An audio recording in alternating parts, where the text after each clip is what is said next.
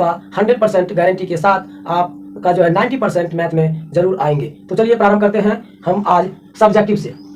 तो देखिए पहला है एचसीएफ निकालना है युगलित विभाजन विधि से। किस विधि से निकालना था? युगलित विभाजन विधि से निकालना है।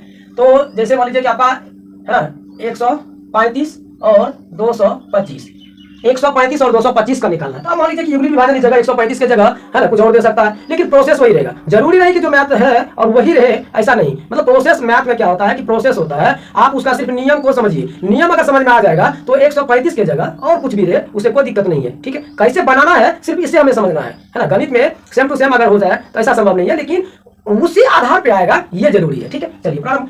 तो 135 और 225 का जो हम लोग लेते हैं, तो पहले हम लोग क्या करेंगे कि 135 से है ना 225 में हम लोग क्या करते हैं, भाग देते हैं। तो हम लोग क्या किए, एक बार में भाग दिए। तो जैसे ही भाग दिए तो 0, 12 से 3 दिया 9, और इधर पूरा क्या कट गया। यहाँ हम लोग लिखेंगे 135 से 225 में है ना में भाग देने पर, क्या देने पर, भाग देने पर है, भाग देने पर शेष जो आता है ना, इसका शेष 90 बचा। कितना बचा? शेष 90 बचा। ये बात लिखना जरूरी है। अब क्या करेंगे, फिर क्या करेंगे हम लोग है ना, फिर 90 से दोबारा भाग देंगे 135 में। ठीक है, किसमें भाग देंगे? 90 से 135 में हम लोग भाग करेंगे। तो एक बार में अगर भाग किए तो देखिए 5, 13 में से 9 गया 4, 45 बचा। फिर वही बात लिखना है कि 90 से क्या लिखना है, 90 से 135 में है ना भाग देने पर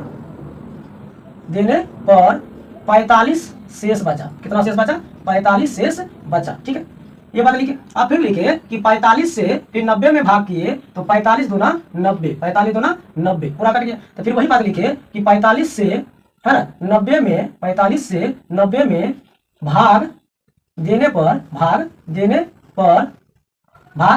पर 0 शेष बचा। कितना शेष बचा? 0 शेष बचा। ठीक है, तो अब फिर से बात लीजिए, 135 से 225 में भाग किए, एक बार में भाग किए तो 90 शेष बचा। फिर 90 से 135 में भाग किए तो 45 शेष बचा। 45 से फिर 90 में भाग किए दो बार में तो 0 शेष बच गया। क्या बच गया? 0 शेष बचा। अब लिखेंगे है ना, अब युगलित विभाजन से। ठीक है, अब युगलित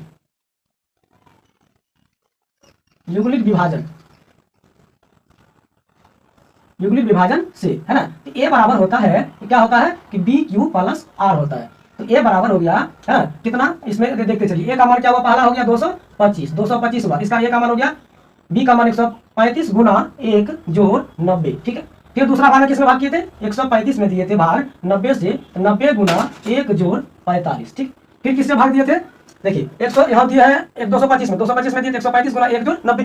फिर 135 में दिए तो 90 गुना 1 जोड़ 45। फिर 90 में भाग किए हैं, कितना भाग किए हैं, 90 में भाग किए हैं तो 45 गुना 2 जोड़ 0। यहाँ लिखेंगे 45 गुना 2 जोड़ 0। तो जिससे 0 आ जाएगा वही उसका एचसीएफ हो जाएगा। तो क्या लिखेंगे, एचसीएफ बराबर लिखेंगे 90। एचसीएफ बराबर क्या लिखेंगे, 90। समझ में बात आया? कोई दिक्कत किसी को?